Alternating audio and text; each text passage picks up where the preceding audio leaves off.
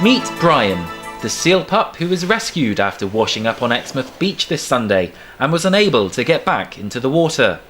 Thanks to the help of the British Divers Marine Life Rescue, today Brian is being looked after by the RSPCA staff at the West Hatch Animal Centre near Taunton and looks to be settling in well.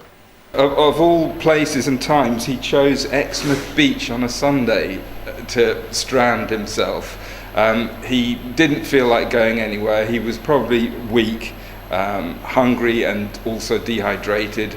He didn't want to go anywhere, and he gathered a huge crowd around him apparently on Sunday on Exmouth beach near the lifeboat station.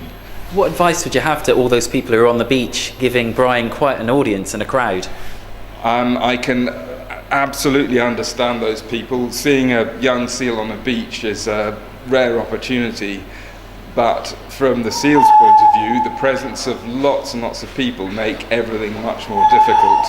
And also, I think Chris from the British Divers Marine Life Rescue said that it made it much more difficult for him to give first aid to the seal and to tube it.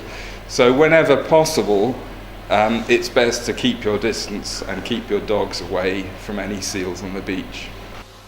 The centre can look after up to 20 seals at a time and is the major part of their work each winter. The good news for Brian is that he's in good hands, as the sanctuary has a 96% success rate with seals. It's not a hugely unusual thing for us to have, seals as in Brian's circumstances, very thin, dehydrated, emaciated. At this time of year, they've sort of lost their white coat. They've either been separated from them a little bit too early, or they've just struggling to sort of survive out in the wild on their own and have sort of found themselves in difficulties. What's next for Brian?